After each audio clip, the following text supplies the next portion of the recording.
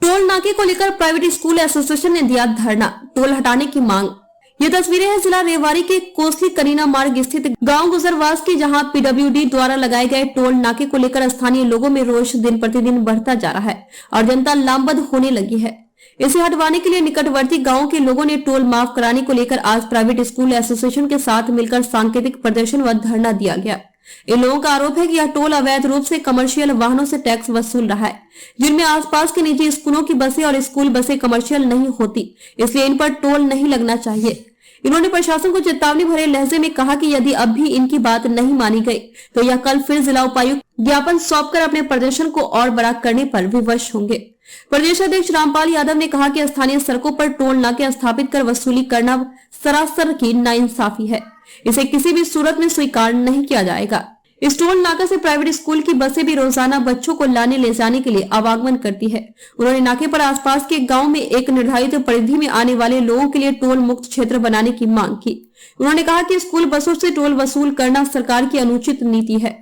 स्थानीय लोगों ने कहा कि यह टोल नहीं बल्कि गुंडा टैक्स है, इसे तुरंत प्रभाव से बंद किया जाना चाहिए, क्योंकि यहां आसपास के क्षेत्र में ग्रामीणों से जबरन टोल वसूला जा रहा है, वह इसके खिलाफ है। मौके पर बतौर ड्यूटी मजिस्ट्रेट पहुंचे नायब तहसीलदार ने उन्हें आश्वासन दिया कि इनकी जायज मांग को उपायुक्त के माध्यम से सरकार तक भेजकर समस्या का हल निकाला जाएगा।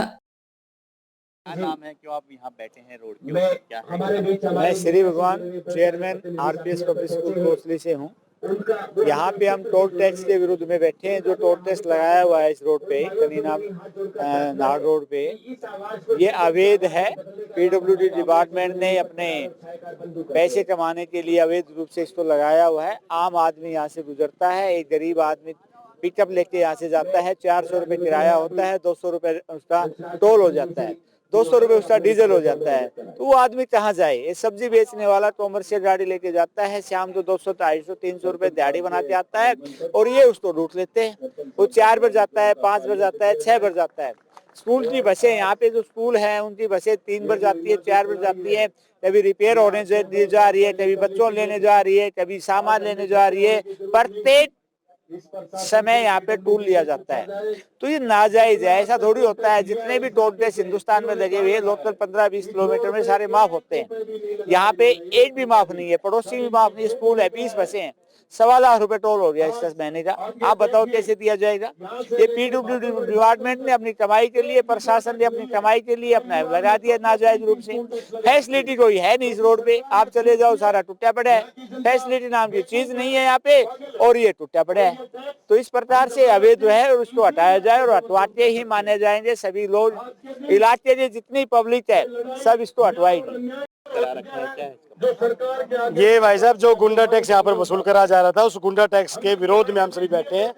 इस रोड से इतने सालों से अनियमित तौर पर, एक नाजायज तौर पर यहाँ पर पैसा वसूला जा रहा था और वो पैसा आज तक 1 रुपया भी मुझे नहीं लगता कि इस रोड पे लगा है। जैसे पुराने जमाने में हमारे जो बुजुर्ग हुआ करते थे, वो फटे हुए कपड़े पहन के और उन पे थेगला लगा लिया करते, क्योंकि गरीबी थी। ऐसे इस रोड का हाल है। इस रोड के ऊपर भी जैसे आप कारोली मोड़ पार करोगे, कारोली मोड़ से लेके कनीना तक ठेकड़े लगे हुए हैं और आगे भी पूरे ठेकड़े लगे हुए हैं। कोई सुविधा के नाम पर कोई चीज नहीं दी गई है। रोड से सिर्फ और सिर्फ आधा सिर्फ टैक्स वसूला गया है और हमारा सिर्फ इतना ही मकसद है कि ये टोल यहाँ से हटे। नाजायज तौर पे जो टोल लगाया गया है इसको यहाँ से हटा के और तभी हम यहाँ से उठेंगे। ये एक्चुअली स्टेट पीडब्ल्यूडी डिपार्टमेंट का टोल है और इनकी ये मांग है कि यहाँ कमर्शियल व्हीकल से जो टोल लिया जाता है वो अनुचित है। कम से कम लोकल लोगों का तो टोल एग्जम्प्ट हो, ये ऐसी इनकी मांग है। तो आज ये सांकेतिक धरना देने की कह रहे हैं कल, तो उस समय पे ये अपना तब तक ज्ञापन तैयार करके और अपनी मांगे सारी अपने ज्ञापन के थ्रू सौंपेंगे। फिर वो डीसी साहब के माध्यम से ऊपर सरकार से बात की जाएगी, सरकार इस बारे में क्या निर्णय लेती है। इनका कहना है कि पहले भी हम ज्ञापन दे चुके हैं, डीसी साहब को सीएम के नाम से ज्ञापन दिया गया था, लेकिन कोई आश्वासन भी नहीं दिया गया। तो उस बारे में तो मुझे कोई जानकारी है नहीं। अब ड्यूटी मजिस्ट्रेट हैं यहाँ पर, हाँ, तो मुझे तो आज ही तैनात किया गया था कि जब मैं जाऊं और इनकी समस्याएं सुनूं। तो ये जो बात इनसे हुई थी वो मैंने आपको बताया। अगर ये लोग लंबे समय से धरने पे बैठे हैं तो प्रशासन को नुकसान भी हो रहा है। नुकसान देखो, प्रशासन तो जनता की सेवा के लिए है, तो हम चाहेंगे कि किसी को परेशानी ना हो। इनकी भी जो जायज मांगे हैं वो सरकार के सामने रखी जाएंगी। हम तो एक माध्यम है इनकी मांगे आगे रखने के लिए। ओके। धरने पे बैठे हैं, क्या कारण है? सभी स्कूल के जो चेयरमैन वगैरह हैं वो सभी बैठे हुए हैं, क्या है इसका कारण और कब तक आप धरने पे बैठे रहेंगे? असल में धरने पर बैठने के लिए हमें मजबूर होना पड़ा है। हमने लगभग 10 दिन पहले डीसी साहब से अपनी बात रखी थी कि कोसली कनीना रोड पर जो टोल सरकार ने स्थापित किया है, नहीं पता ये लीगल है इलीगल है, लेकिन जो भी है निजी स्कूलों की जो बसें जाती हैं वो कोई कॉमर्शियल नहीं है। हमारी बसों में टोल को माफ किया जाए।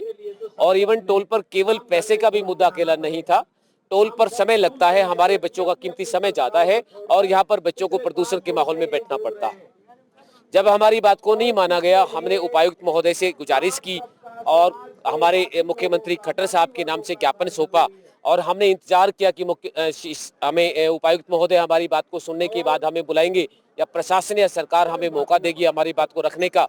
जब ऐसा नहीं हुआ तो स्कूल समाज ने इस बात का फैसला लिया कि हमें अपनी बात को सरकार के कानों में पहुंचाने के लिए धरने प्रदर्शन का सहायता लेनी पड़ेगी। कब तक आप धरने पे बैठे रहेंगे?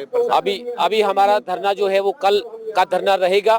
इसके बाद यदि सरकार को समय दिया जाएगा और समय रहते सरकार यदि नहीं चेती और हमारी इस बात को स्वीकार नहीं किया तो ये धरना निरंतर एक लंबे समय तक ये धरना चलेगा और हम अपनी मांगों को नहीं माने जाने तक इस धरने पर बैठेंगे।